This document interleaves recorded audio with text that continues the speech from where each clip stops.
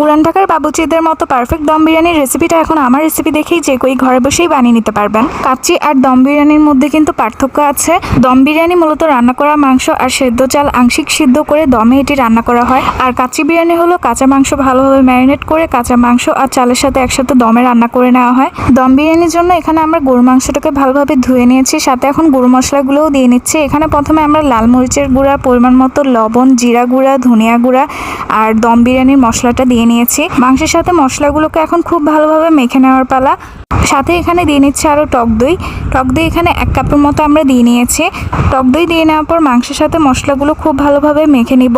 এগুলোকে এক সাইডে রেখে দিয়ে আমরা বাকি কাজগুলো করে নেব। হাঁড়িতে এখানে আমরা বেশি করে পেঁয়াজ কুচি দিয়ে নিয়েছি। পেঁয়াজটাকে আমরা একটু ভেজে নেওয়ার পরে এখানে ম্যারিনেট করা সেই মাংসগুলোকে দিয়ে নিয়েছি। মাংস চুলায় বসে একটু নাড়িয়ে ঢাকনা দিয়ে দিতে হবে। মাংস থেকে আলাদা নিজেই পানি বের করে দিবে। মাংসটাকে মাঝারি আঁচে রান্না করে নিতে হবে। মাংসটাকে একটু পরপর এসে নাড়িয়ে দিতে হবে ঢাকনা উঠিয়ে, যাতে নিচ থেকে লেগে পুড়ে না যায়। এখন বাসমতি চাউলটা রান্না করে নেওয়ার পালা। সেজন্য পানিতে আগে থেকেই পানিটা গরম করে আমরা এখানে দারচিনি, এলাচি, লং, তেজপাতা, শাহি জিরা আর লেবু রস দিয়ে নিয়েছি। মাংসটা এখানে আমরা 80% মতো সিদ্ধ করে নিব। রান্না হওয়ার মাঝামাঝি সময় এখানে আমরা কাঁচামরিচ দিয়ে নিয়েছি। এখানে মাংসের ঝোলটা যখন ঘন হয়ে ঝোলের উপর তেল ভেসে উঠবে তখন চুলার আঁচটা বন্ধ করে দিতে হবে। বাসমতি চালটা ফুটন্ত গরম পানিতে ঢেলে দিয়েই রান্না করে নিতে হবে।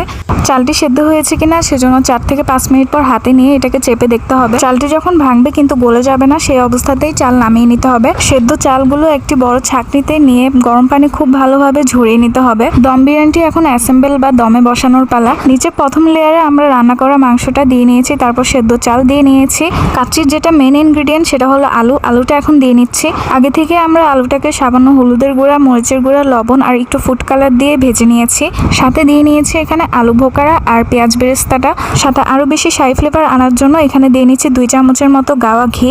এখন দিয়ে নেব এখানে জাফরান দুধটা। জাফরান দুধটা এখানে আমরা 1 কাপ দুধের মধ্যে 1 চিমটি জাফরান দিয়ে নিয়েছি। বিকল্প পদ্ধতি হিসেবে আপনারা এখানে দুধের সাথে ফুড কালারটাও দিয়ে নিতে পারেন। সাথে এখানে আরো দিয়ে নিচ্ছে পেঁয়াজ বেরেস্তার তেল। বিয়ে বাড়িতে বা রেস্টুরেন্টগুলোতেও কিন্তু কয়লাটা দিয়ে থাকে। কয়লা দেওয়ার কারণে বিরিয়ানিতে কিন্তু স্মোকি ফ্লেভার আর একটা রাজকীয় স্বাদ চলে আসে। অ্যাসেম্বল করার পর জ্বলন্ত কয়লা একটি বাটিতে দিয়ে সামান্য ঘি দিয়ে ধোয়া ছড়িয়ে দেব। তারপর এখানে একটা ঢাকনা দিয়ে আমরা 10 মিনিটের মতো অপেক্ষা করেছি। তারপর ঢাকনা দিয়ে আমরা দমে বসিয়ে দেব। রান্না হতে 25 থেকে 30 মিনিট পরই রেডি হয়ে যাবে আমাদের মজার সেই দম বিরিয়ানিটা। ঠিক এভাবেই সাধারণ কিছু উপকরণের মাধ্যমে অসাধারণভাবে আমি আমার এই দম বিরিয়ানি রান্নাটা শেষ করলাম।